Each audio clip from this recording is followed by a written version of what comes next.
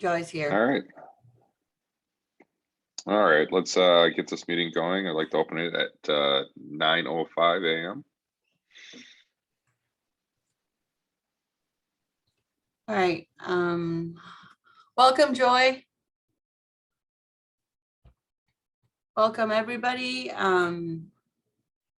Before we start anything, I just want to make sure there is no public comment. Anyone out there? No? Okay. And then I'm going to share my screen to show everybody the agenda.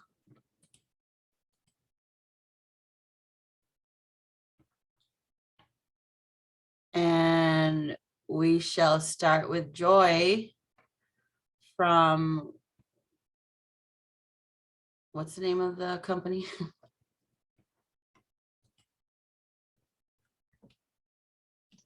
Isles and Associates. Yes, that's right. Let me just okay, you shared me your screen. Let me just put the audit on the screen.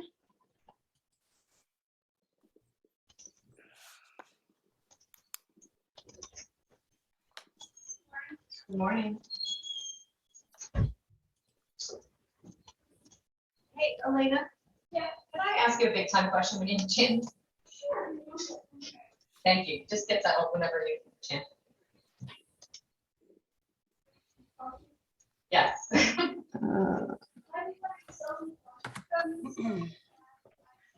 Do you need to share screen, Joy?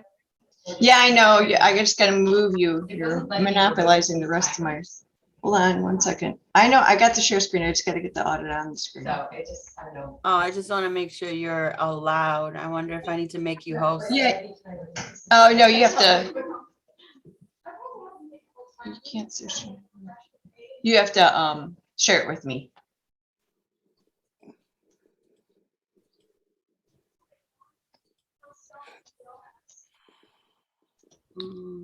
I think you have to unshare your screen first, right? Okay, stop share.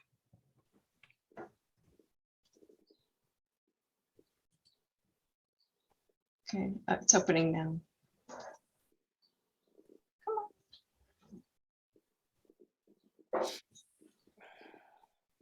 Hi, Wally. With all his hair gone.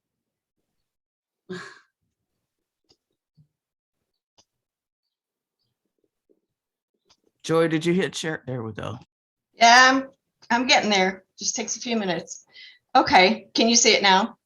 Yes. And you can hear me? Yes. Great. Okay. Okay, so I'm Joy Coombs and I work with the CPA firm Isles and Associates in Lakeview, kind of Lakeview, somewhere in the middle of Chicago. And we performed the 2021 audit of SSA 24. The first page, we're just going to walk through the pages. There's 18 pages, but we'll try to be brief. I will try to be brief. The first page is just the checklist that's required from the city of Chicago to keep it organized. It just tells you which PDF page everything is located on. You'll see a repeat of this. It's my cover page. And then again, my table of contents. This is the independent auditor's report that did change for the year ending December 31st, 2021, meaning the AICPA had set forth changes to the terms and the flow of the report. So the only thing you have to kind of be focusing on is that line here where it says our objective is to obtain reasonable assurance about whether the financials as a whole are free from material misstatement. And we did obtain reasonable assurance that the financial statements were free from material misstatement. I know it's a mouthful, right? Basically, we didn't find anything that was substantially incorrect or miscoded or things like that. So that means that it's an unqualified opinion, which is just a clean opinion, in other words. Then the next, very first statement is called a statement of net position, which is basically the balance sheet. And at December 31st, 2021, SSA 24 ended the year with $255,000 of unencumbered cash. Had some receivables due from related parties and some TIF receivables due, you can see here. Less outstanding payables, some accrued expenses, and amounts due to their service provider, Rogers Park. So when you walk through that, so if you add the cash plus the receivables minus the current liabilities, you come back to what we would consider reserves or carryover for $237,878. So we'll keep that figure in mind as we roll forward. The next page is called the Statement of Activities and Governmental Fund. This is basically your profit and loss. So in 2021, SSA 24 received property tax revenues of $323,000. They expended $284,000 for an increase in carryover of $38,000. So they started 2021 with a reserve or carryover of 198. They added 38 to it, resulting in this $237,000 carryover into 2022. The next few pages are basically the audit notes. So just to support the reader of the financials, basically talks about what SSA 24 is, how is it created, who's service provider, who's manager of the funds, the government, and then it talks about this basis of accounting that these financials are presented in. This is a government-wide fund basis of accounting.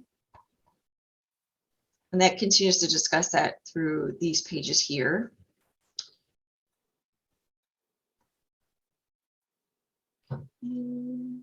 It talks about how the property taxes are levied. Then it talks about, we noted the intercompany or the related party transactions. We also noted here that there's still a little bit of TIF receivable coming. So it looks like about 2 more years. Right now on the balance sheet, there's $6,900 more of TIF funds. This is where it discloses the payables. And this note here just discloses what the carryover is. Note number 9 talks about the related parties that at December 31st, 2021, that SSA 24 did owe Rogers Park Business Alliance $9,760. Basically, it was for the December reimbursable expenses.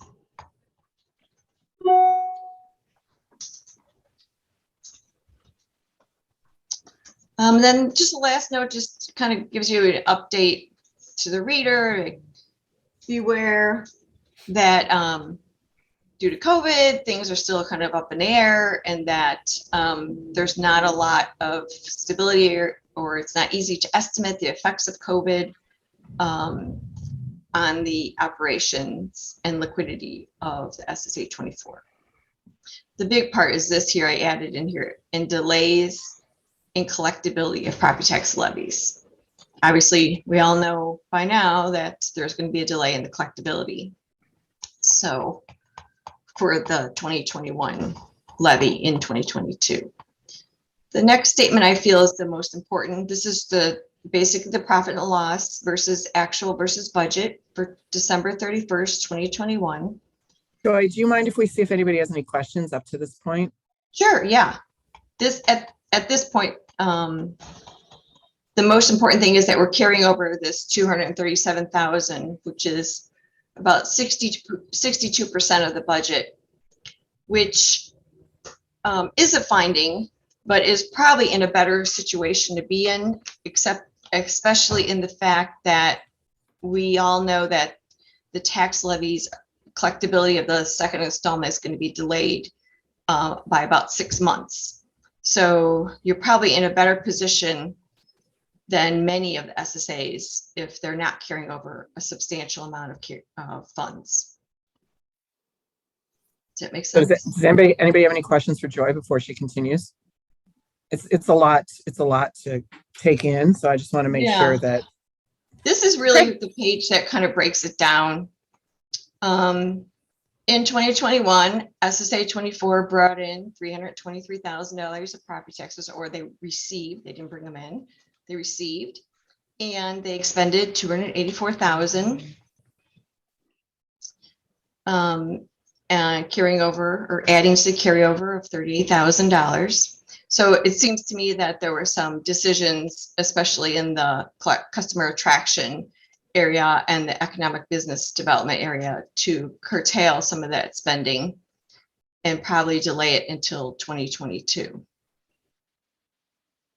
The second finding is that there are two categories that went over budget. One of them being the sustainability and public projects, public places, which is minimal, is $620. And the other one is personnel, was over $2,243. Again, minimal amounts. We're required to report the profit and loss for the 2020 year versus budget. So this is just for comparative purposes. You can see that they received $328,000 in 2020 compared to $323,000 in 2021. So it's pretty comparable. They expended $282,000 or $225,000 in 2020, and they did increase their spending in 2021, but not substantial enough to become a little bit closer in line with the budget. Not always a bad thing to spend all your money, but they want you to spend your money. So this last page here, one of the last pages, is the summary of findings. So again, this wouldn't be in a regular audit, or in a regular financial audit, this would not be a finding, but this is just in compliance with the financial guides that the City of Chicago Department of Planning puts forth. So they consider these two findings. One was that there were the two categories that the actual expenditures exceeded budget. But again, the most important thing is that they didn't exceed the overall budget. And the second finding, again, was that they're carrying over funds in excess of 25% of the current year budget. Yeah, that's a finding, but again, it's probably better to be this way than to run out of money and have to cut services. And then I just disclosed that that the Alliance and the SSA is going to do a little better job of monitoring the budget to actual, which it is very difficult to monitor it that closely. If you think about it, they were, within, $2,800, which is pretty close for 28 out of 28, 284,000. So it's 1% that they missed. So it's not a big deal. It's, it's just considered a finding according to the guide. That's all. So we just disclose it here. Then the last two pages we're required to disclose our license, our current CPA license in the state of Illinois. And then the very last page is the revised budget that was provided to our firm by SSA 24 to be utilized in this audit.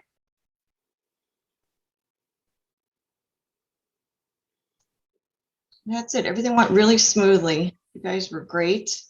Even at my lateness, you gave me everything really fast. So I don't have anything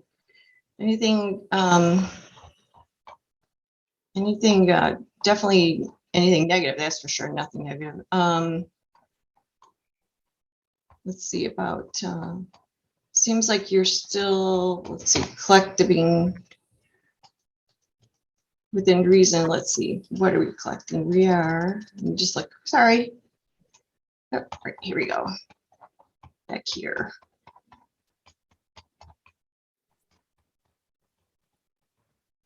Okay, so this is what they collected versus what was budgeted.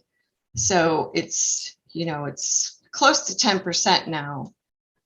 So there could be something going on here, but sometimes it'll swing from year to year. If you look at the prior year, It's a little less than, substantially less than 10%. So it doesn't mean that, it just means that some of these may be late collected. This 26,000 doesn't mean that they won't be collected, just may be delayed, which I wouldn't worry about because everything is delayed right now. I think if we're still talking about delays in, 2023, 2024, then I would start to worry that they're going to be uncollectible.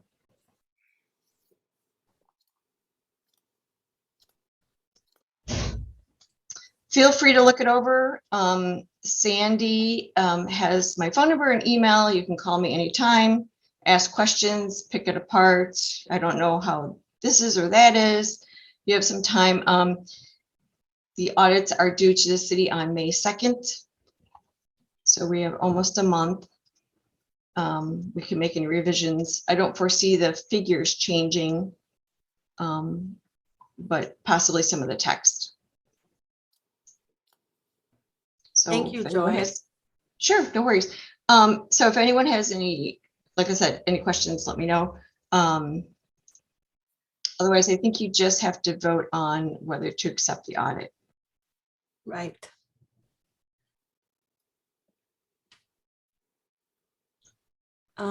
So any questions or a motion to accept the audit? No questions. I do have a question for our group. Do we have a number of what our carrying costs would be for like 6 months then? Or kind of for projection? That's something we can come up with, I should ask. That is exactly a good question, because that's kind of where all the other most SSAs should be looking is, do I have at least enough money to take me from August of 2022 to January of 2023 with the 6-month delay and the second installment collection? I mean, you definitely have enough money because you are at the end of 2021, you had that, what is it, 255,000. So for the most part, I mean, if you think about what you do during those last 4 months of the year, you probably have holiday decor. Let's take a look. Probably have holiday decor.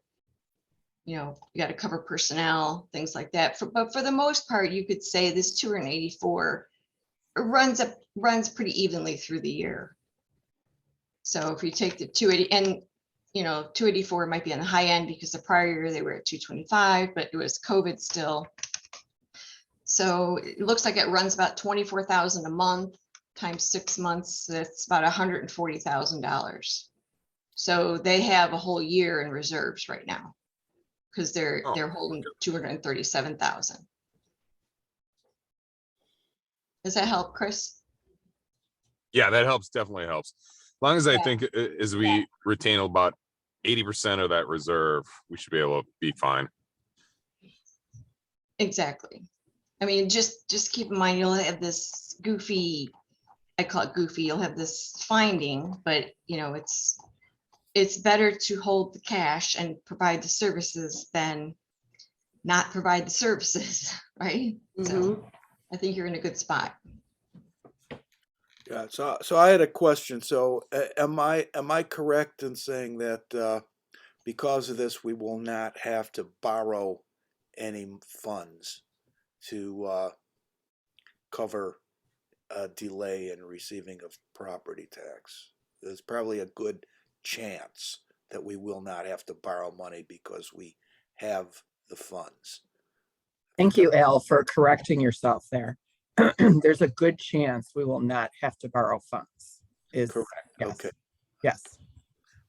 And to answer both Chris and and Al, both Carolina and Cindy are going to sit down and figure out what contracts we have for the rest of 2022. So we have expenses that we know that we have to pay for the end of the year. So they're going to figure out exactly what we have contracted already for 2022, what we are anticipating for 2022. So for example, for holiday decorations, we don't have a contract for that. We don't have to do it. But we're going to look at those kind of things that we normally do that we're not do not have a contract for. and then come back with that kind of, we're going to create a spreadsheet, right? And see what our expenses are going to be, how much money we have, and then our PBA, in the past, as you know, when the SSA did not have any money in the bank, and we were not collecting most of our money from the county, RPBA floated money to the SSA. Now, I don't know that we could do that for all 4 SSAs. That's another conversation that we have to have at our board. So these spreadsheets will help with that too.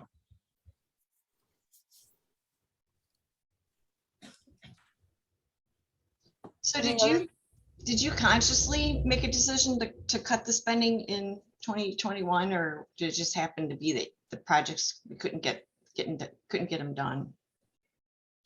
Well, most of it just happened, you know, Yeah. our some of it was COVID related, some of it was, you know. Yeah, we're still dealing with a lot of delays. Yeah. Yeah. Okay. Our big ticket items couldn't get done, like Miles and Merrill, stuff like that. Right. Makes sense. Okay, so I will excuse myself unless you need me any further. Thank you very much, Joy. I appreciate Thank this. you. I'll stop sharing now. Thanks, Joy. Thanks for your help. Thank you.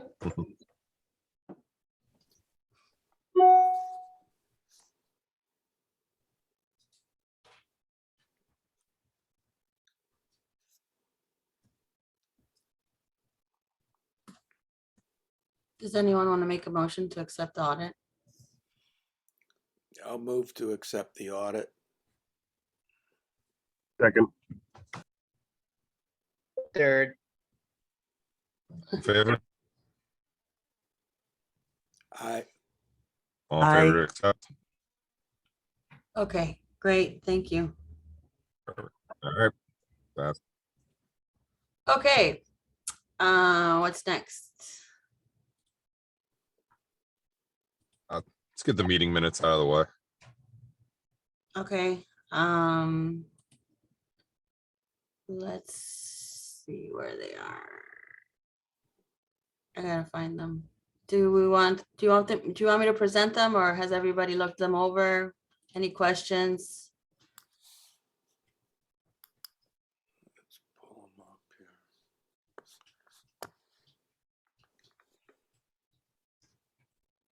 No questions?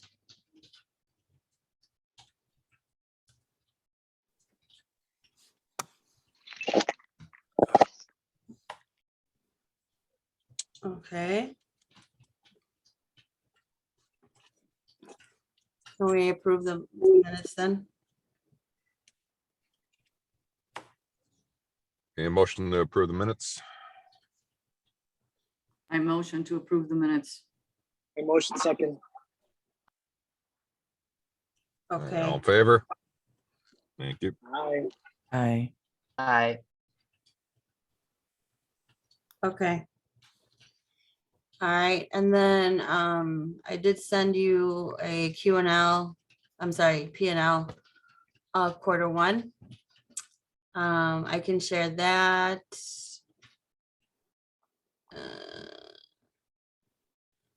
See if anyone has any questions. We don't have to vote on this. This is just for your information. Yes.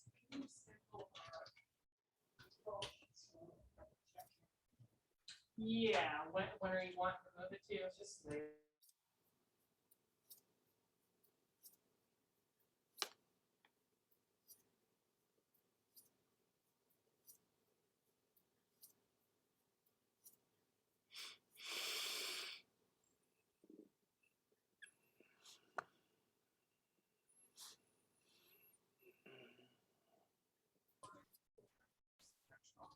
Any questions about the financials?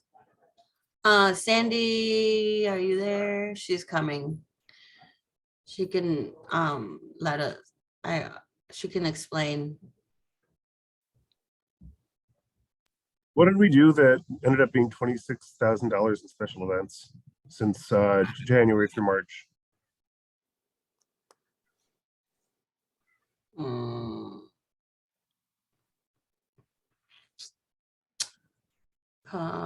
Where are you looking at? Oh, special events. Well, GAF got 10,000. Oh yeah, GAF and Glenwood Sunday Market.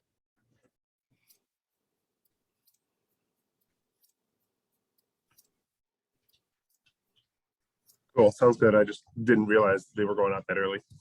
Yeah. So Glenwood Sunday Market is 16 and GAF is 10.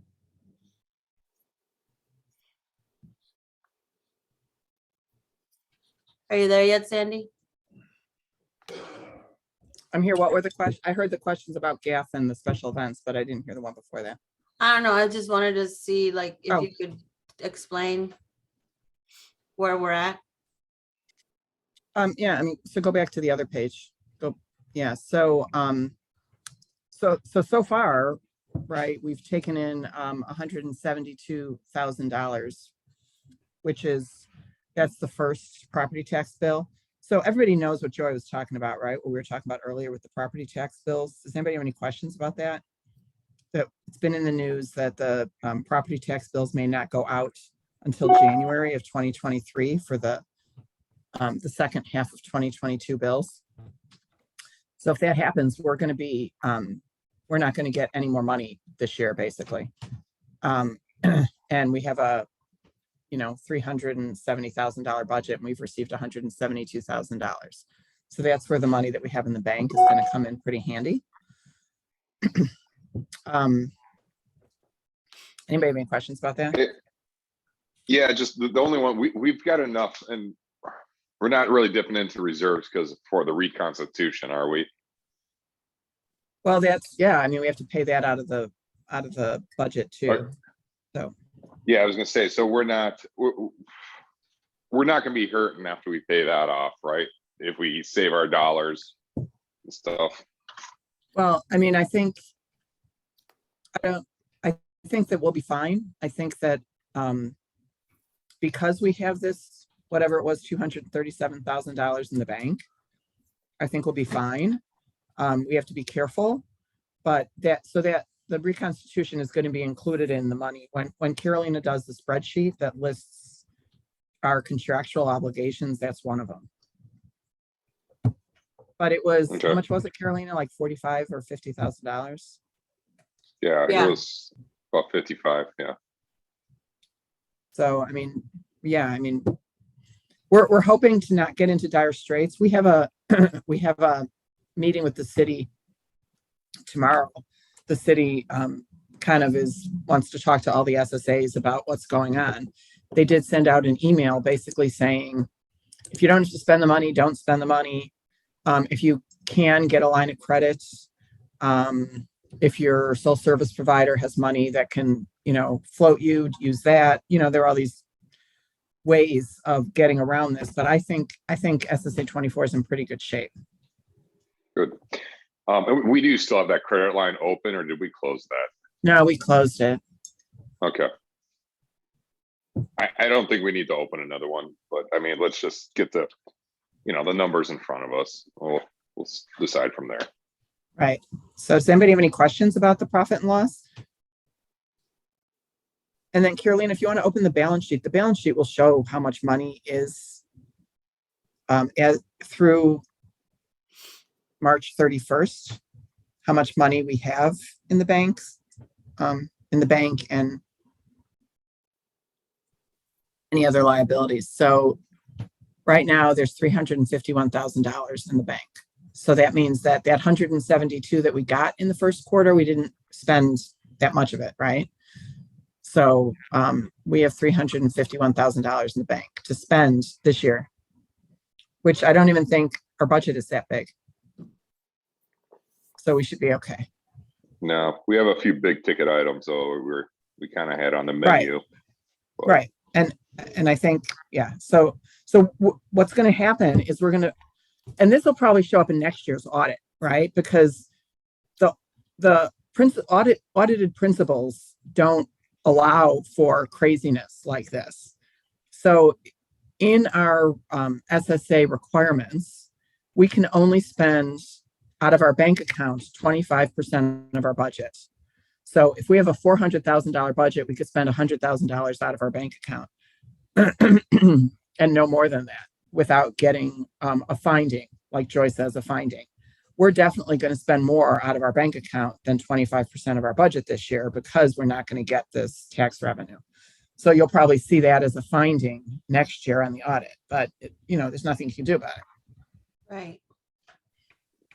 Oh, okay. Yeah, that's true. Thank God we have the money that we can spend it, right? So we're not going to have to take out a line of credit and incur any interest expenses or any of that kind of stuff. Great. Thank you very much, Sandy. My pleasure. All right. Any questions? Can we move on? I'm good. Okay.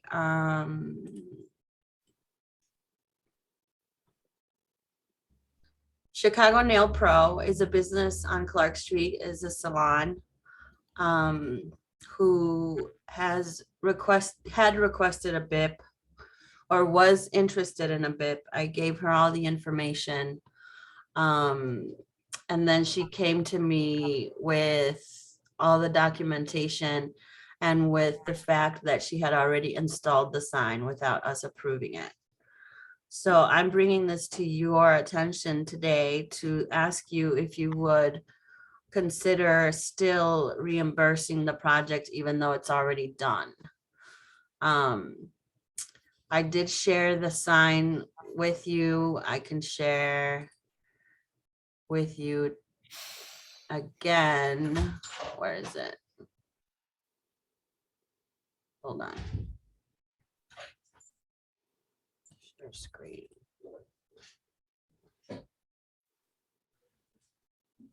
This is the sign. Can you see it? Yeah. Is this the one this on the east side of Clark Street? That's correct. And This is like literally right across the street from Urban Tables. okay, so is this Salon Zoe or is this a different business? Salon Zoe used to be there. Salon Zoe moved a little bit up north. It's pretty much a family affair. So the mom and daughter had Salon Zoe, and then the mom moved away, opened up her own salon, and now the daughter has Chicago Nail Pro.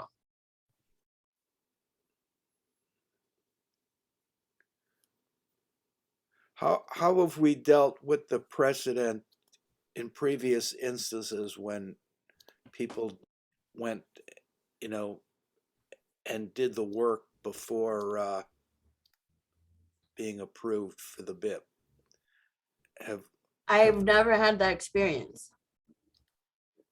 In my I will say, like, I don't know, being that I've personally gone through the process, I remember, and obviously this was a long time ago at this point, I remember being very like, hey, I have to stick to this. I remember pushing back my appointments and stuff to make sure I had the quotes and had all my stuff in order instead of just pushing my way through. Now, like not say there's a right and wrong, but like, I don't know, like stick to the process to a certain degree.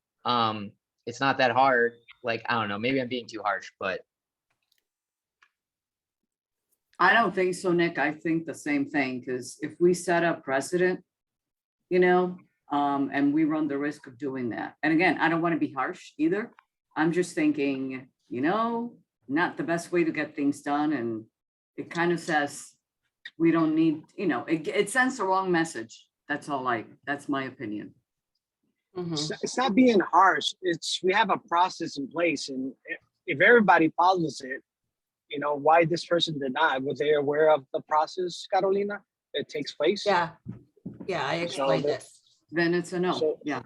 Yeah. So she took it upon herself to just do it and figured I'll get reimbursed. And I don't think it's fair for everybody else that has to go through the process.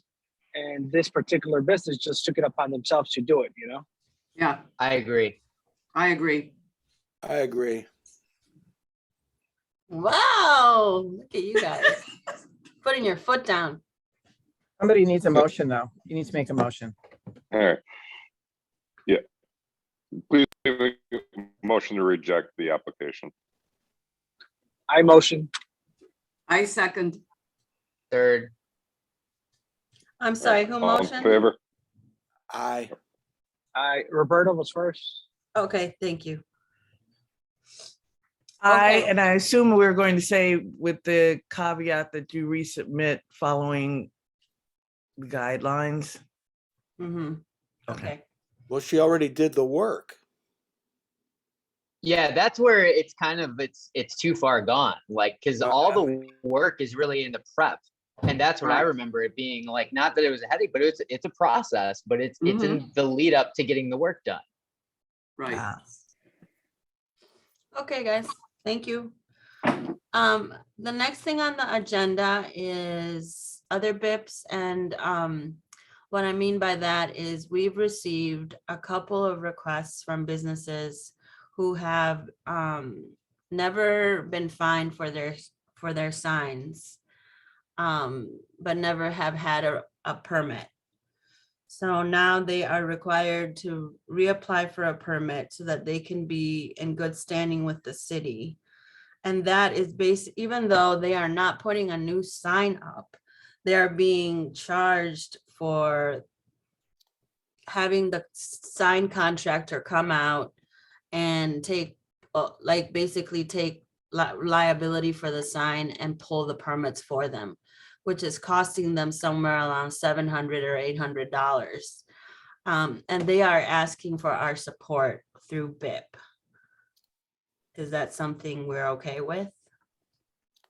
What type of support are they asking for? I mean, financial? Are we just? Financial, yeah. And then what's the number? And then you're saying there's a number of what's the number? Like 3, 4, or 10, 20? Oh, you know. there's 2 right now. So they just didn't follow the process again, right? It's the same thing. Yeah, but maybe they didn't have the knowledge at that time. I don't know. I'm trying to be nice to them. Have they been around a long time? Yes. Okay. Now, I know you mentioned there's 2, but do you have a clue of how many might come forward Mhm. and say, because we don't want to get like 20, 25, No. and that's going to take, a lot of money, So there is Fanny's Jewelry, there is Chapala and Ciudad Hidalgo.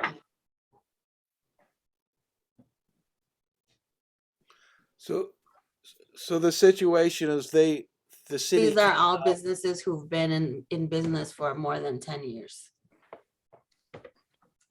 But the city has come out and told them that they've got to pay to have their sign up. Right.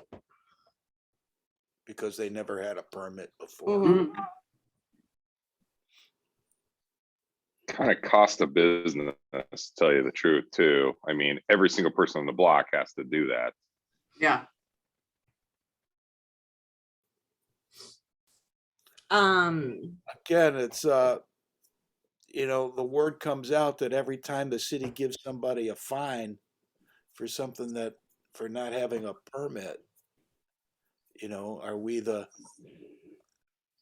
is that part of the purpose of our business improvement program? Yeah, I agree. I don't think that kind of falls under this. We're there for improvements and kind of, if they're planning on putting a new one up, we support them on that. But as far as like paying off a fine or application to have it up, I don't think that's what this. I agree. And I think if anything, what we could do is which it seems like you already have, being a resource for, what to do and what not to do in the future, but not pay your fines. Yeah, we can't, I don't think we can do, yeah, that's not a good way to go. That's not what we're about. Okay. So That would require a motion too. I don't think it requires a motion. They're just asking, right? They didn't. Yeah, apply you're for right, you're anything. right, you're right, yeah, okay. Just kind of let them know, sorry, that it's just the program doesn't allow us for that. It's for improvements and we can't use it for city fines. And that can be a simple, nice way to reject them. Okay, guys, thank you for your feedback. And then we'll move on to SSA Manager's Report. First thing on the agenda is reconstitution, which we are pushing forward with. We are in the process of waiting for a pin list so that we can start going to get signatures. We did get a preliminary assessment of the amount of property owners that we have and how many properties we have. We have around 620 something property pins, sorry, that we need to get 10% signatures for approval of the SSA by June. And that is about, I want to say 50 something signatures. And then 20% of those 623 pins need to be, also we need to get signatures from pin owners by August. And the consultant has given us a list of property owners, pin owners who own more than one pin, so that could make it easier for us so that we can get, we would get one signature from one pin owner and it would qualify for all the pins that they own.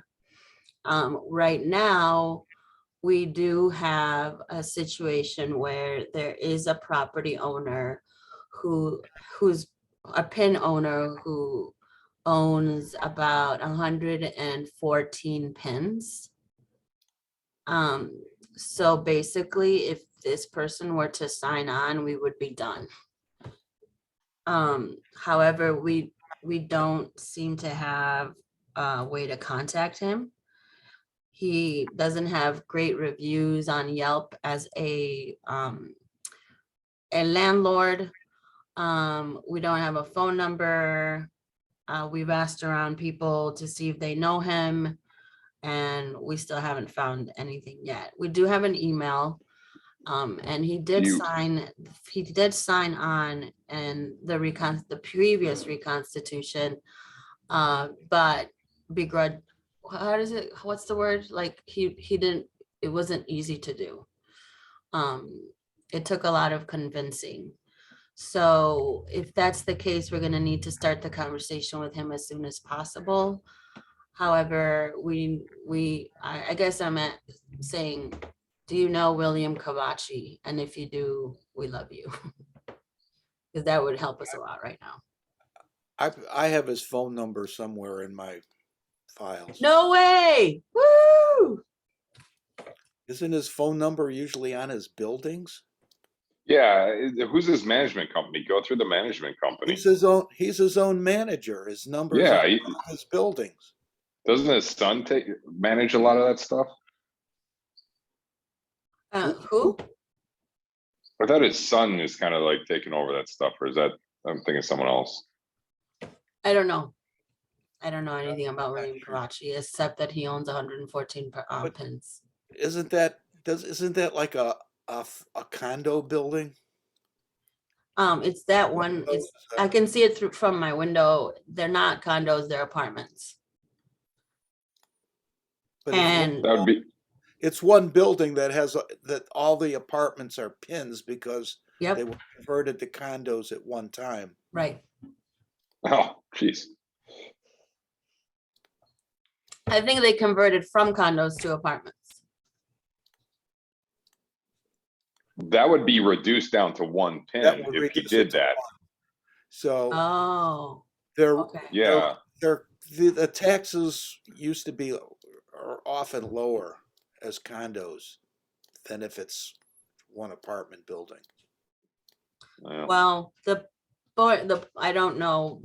And thank you for the knowledge, but the point is that he owns 114 pins.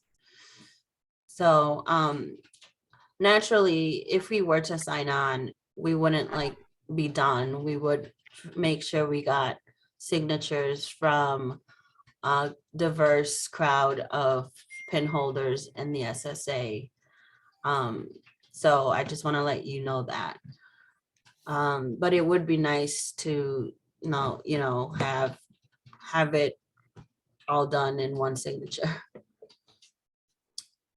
So I wanted to let you know about that. Al, you'll send me William Kavachi's number. Yeah. Thank Okay. you. Reconstitution, what else? There has been an advisory committee meeting already. There will be another one on April 12th, at which point the advisory committee will decide on basically what the tax rate cap is, which is the percentage that tells us the cap at which we can collect taxes from properties. So that's going to be decided on April 12th. You all are on that committee, so you know. So that's that with reconstitution. I'm going to move on to Vision Clark Street unless anyone has questions. Nope. Okay. Clark Devon, I actually don't have much of an update on that except that everything's moving forward. We also have been supporting the business at Clark Tire business, who is going to be affected by the Arthur Plaza. My colleague Sherry Murado helped him apply for I believe it's called recovery grant, to help him pay for all of the infrastructure changes or updates he's going to have to do in order, since he's going to lose that Arthur Avenue entrance or exit.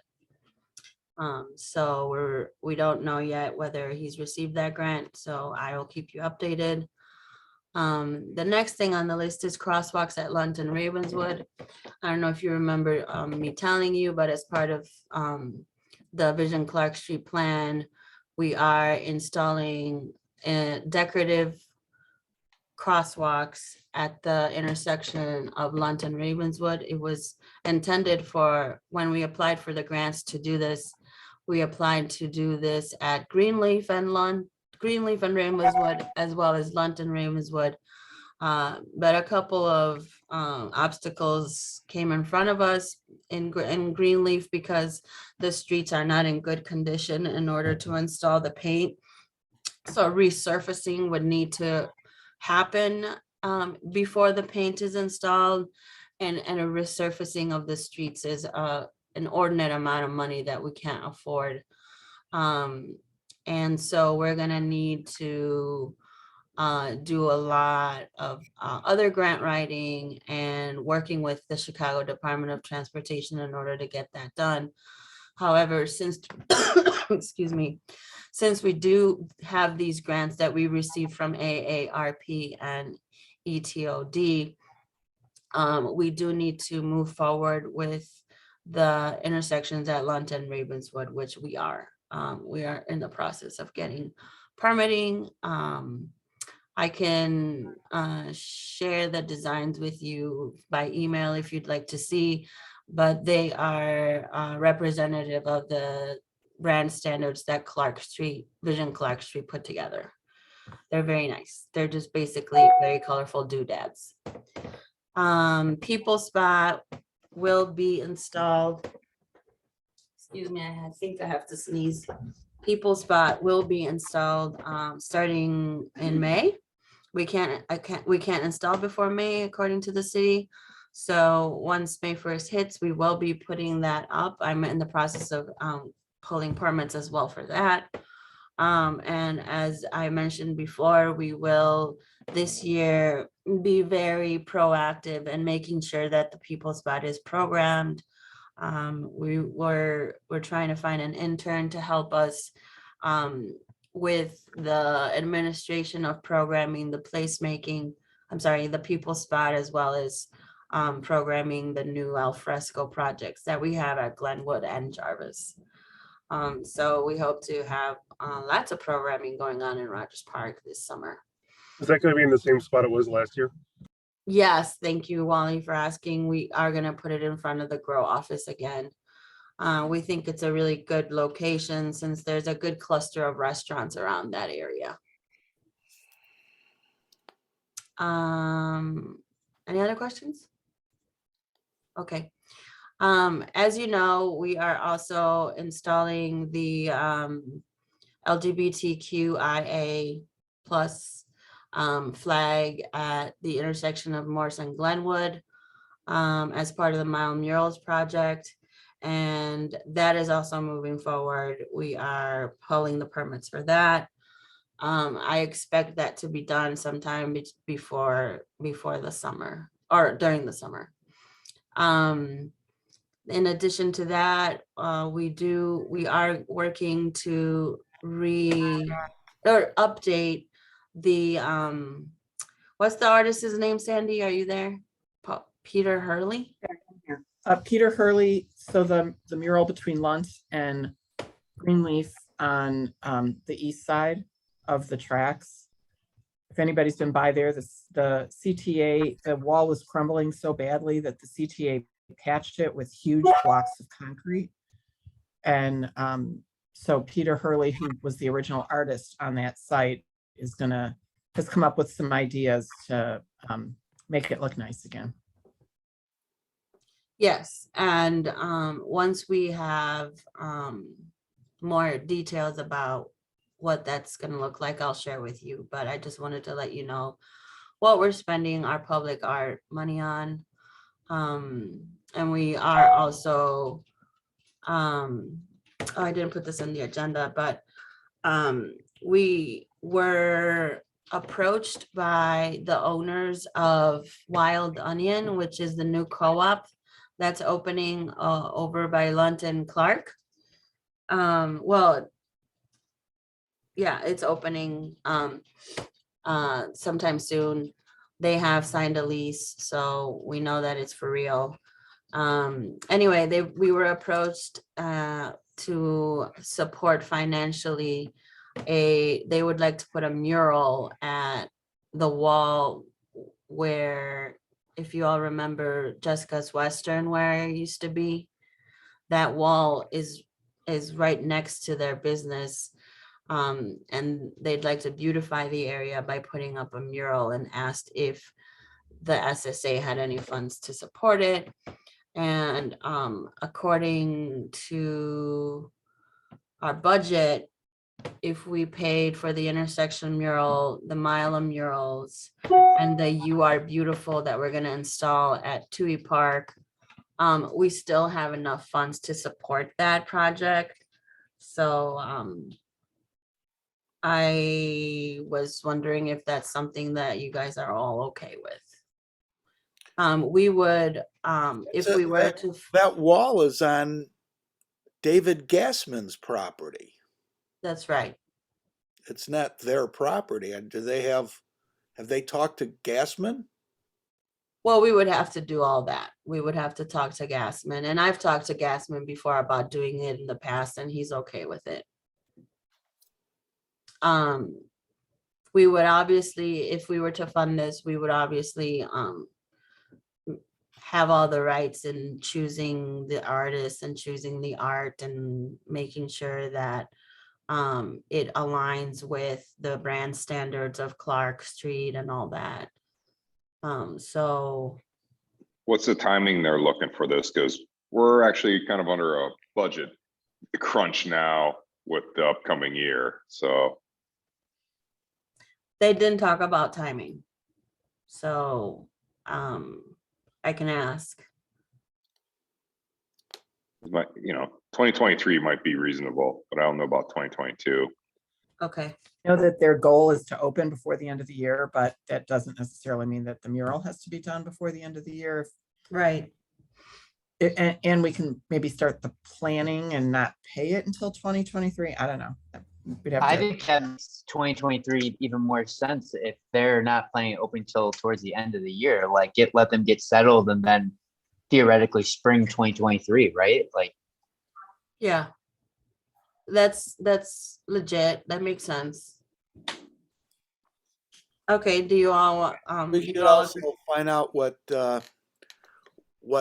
if there's any future plans that David Gassman has for that property, whether he's yeah, develop something else on there other than the single yeah, store that's a retail. good point. That's a good point. Okay, so, I'm going to talk to them and let them know that we think 2023 is an option. Okay, great. Glenwood alfresco status, we are really close, guys. We're really close. We've have an executed agreement. We have permits. Now we just need the, I don't know if you remember, but we have planned to do a sort of like a pergola type of platform similar to what Rogers Park Social has done in front of their business. We have that in the site plan, and so the contractor is required to pull and occupy the public way permit. So we are trying to do that. As soon as we get that permit, then construction will begin and we will start installing everything in the site plan. So I'm thinking in the next month, maybe, Mm.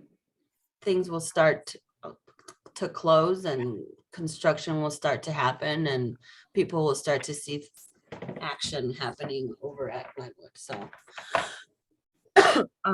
we are also going to move forward with having the Glenwood Sunday Market back on Glenwood, which is going to be interesting since there's the alfresco thing happening as well. So Glenwood Sunday Market is going to have to work together with that project. And so we are very excited about embarking on this journey. You could always put it 1 block south. Carolina, do you want to talk also about the storage and the garage situation? Sure. So we currently own a storage facility. Rent? Sorry. Rent. Yeah, we lease a storage garage that's right behind Rogers Park Social. And as you all know, that property is adding a whole nother construction behind it. So they're getting rid of that location, literally. And so we were required to look for another place to rent, to store all of our equipment. It came to our attention, or we realized that there's a huge space over at Lunt and Glenwood underneath the CTA tracks that has never or hasn't been used for the last at least 10 years. And so we've been talking to CTA about letting them use that, letting us use that space. We have toured the space. It looks pretty good. It's very big and it would work perfectly for all of our equipment, including when we would have to take down all of the alfresco stuff in order to give way to the Glenwood Sunday Market. We would have to put everything away into that storage space, and it's big enough for it. The only thing is that CTA is quoting us $300 a month to lease that space. How much are we paying now? I think it's 2.25, so it's not that much more, and it's much bigger, but it also only has regular doors. It doesn't have a very big opening. Yeah. I'm still going to try and talk them down. So if any of you know anything about the spaces that the CTA has, there's no plumbing, no electric, no heat. It's just a big open space.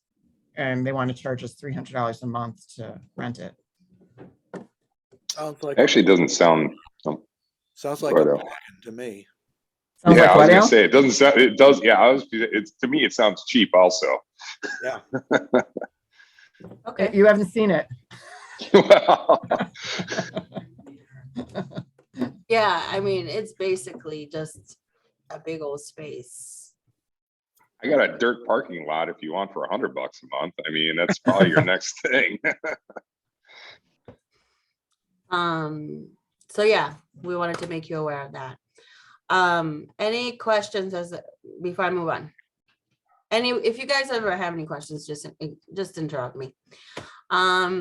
Morse liquor sign, this is just kind of for your information kind of thing. You know that there's a new owner over by Sue Liquors who's going to open Morse Liquors. And they came to the alderwoman with their design for a new sign. They are not currently requesting for a BIP. But I did suggest that they do.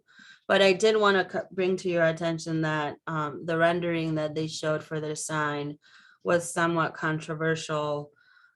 We did talk about it in the Planning and Development Committee, RPBA's Planning and Development Committee. And I'm going to show it to you.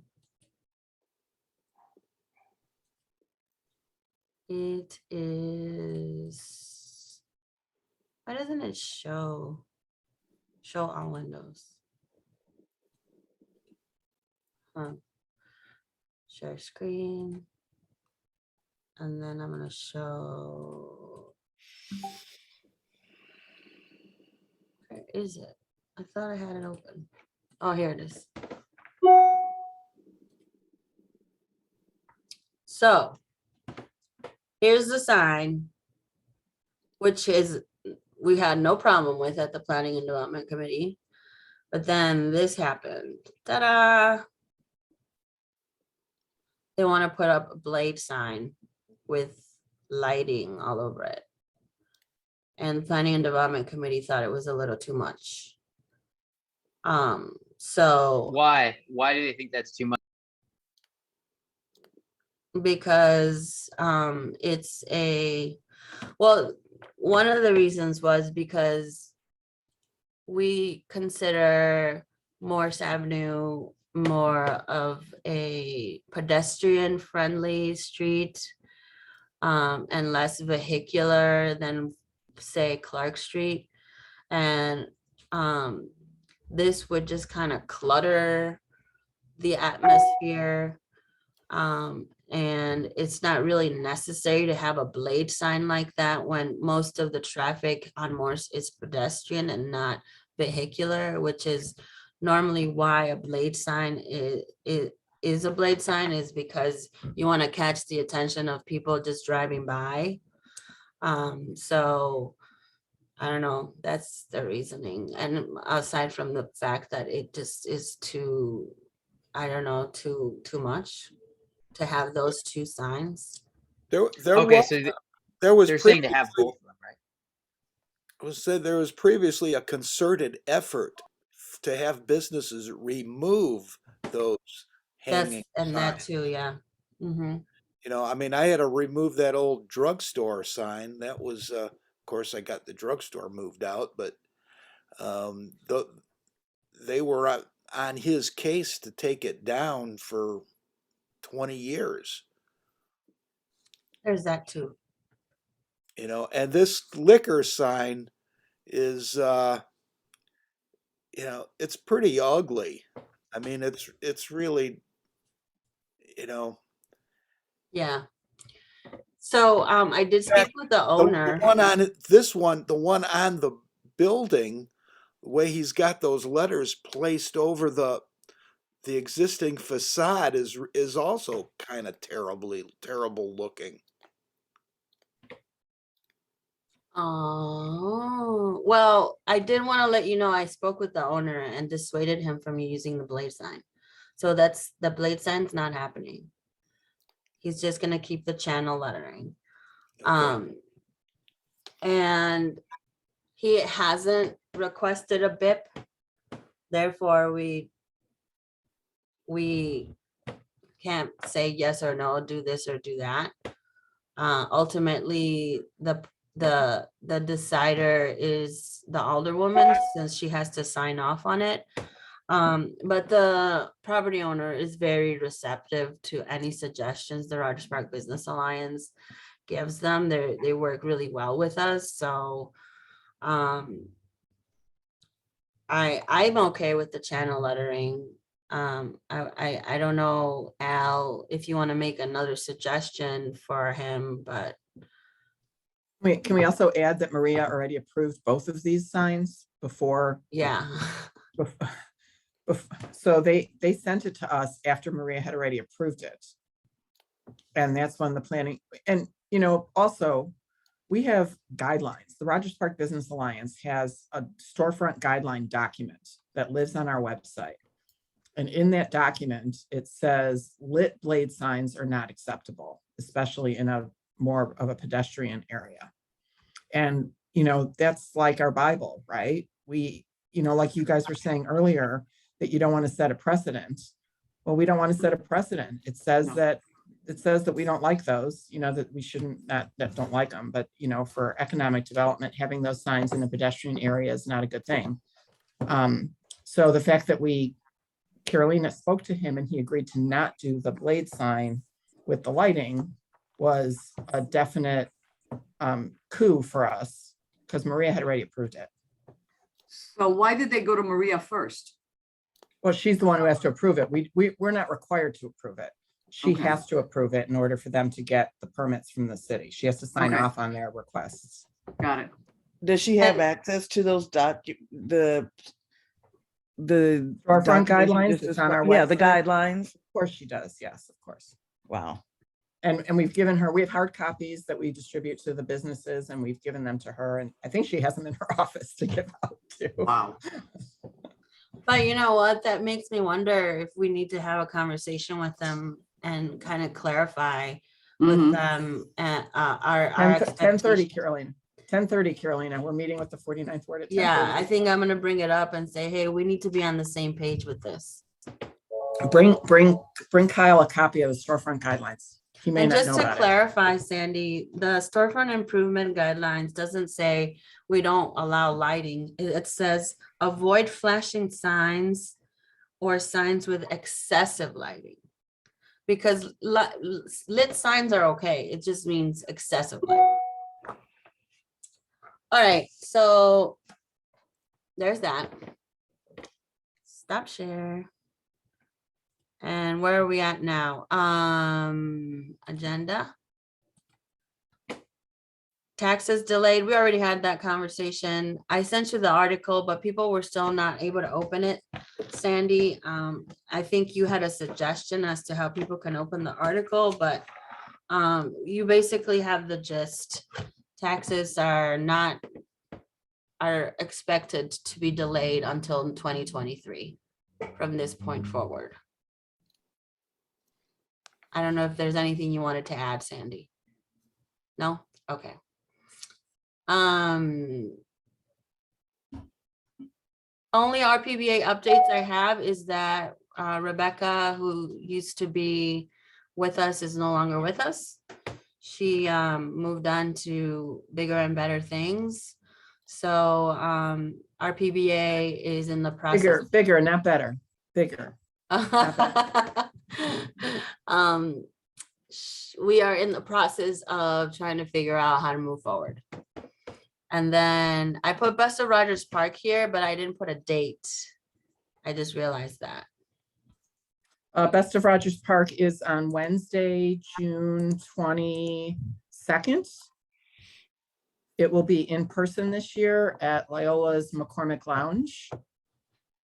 And I think the time is 5:30. That's where we give out our awards to business leaders and elect board members and officers for the board. Yeah, it should be exciting because it's going to be in person. So we get to see each other again. So I hope everybody comes. We are going to What did I want to say about Best of Rogers Park? Oh yeah, just look out, for more details. And I'll make sure to send you an invitation personally once we have the collateral done. I don't have any old business unless anyone else here has any. New businesses, Morse has moved its location from where it was to where the old Grill Inn is, which I think is a great move. But that still leaves us with the issue that the property owner where he was is neglective and not doing their best to retain tenants.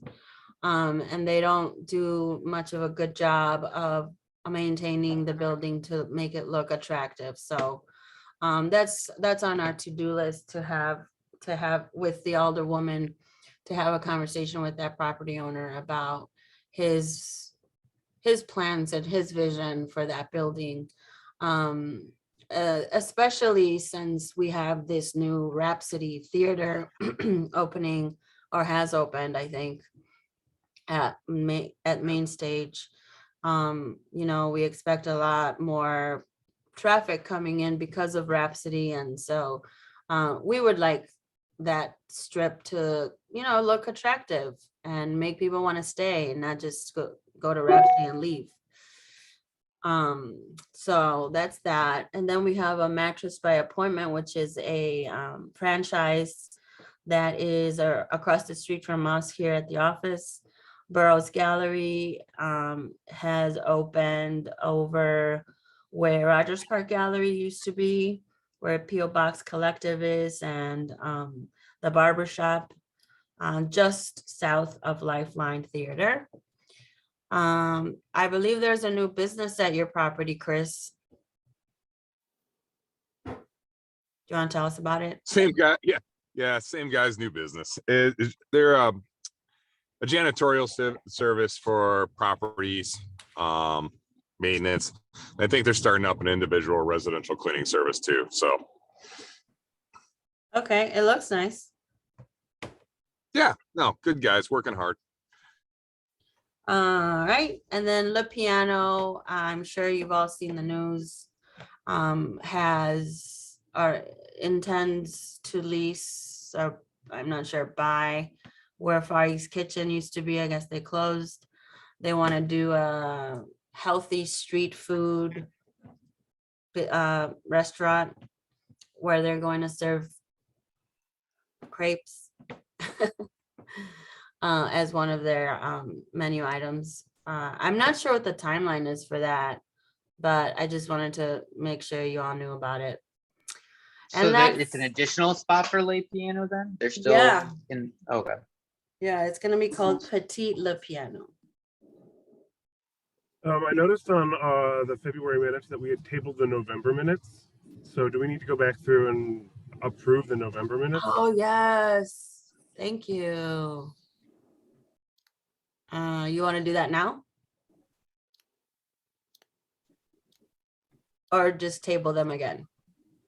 Why did we table them? There was something that needed to be fixed with it, right? I don't remember. I could pull them up now or table them. What do you want to do? I would say let's just table them again, and then we'll make sure that we have them for the next meeting. And Okay. we can approve them then. But let's make sure that we get that in the agenda for the following meeting, so that way we don't Okay. forget. Perfect. Thank you very much for noticing. All right, and then the next meeting, that's incorrect. I'm sorry. The next meeting is in June.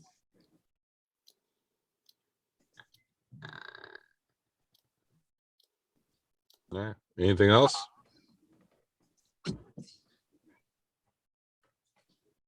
No? All right. I move to adjourn.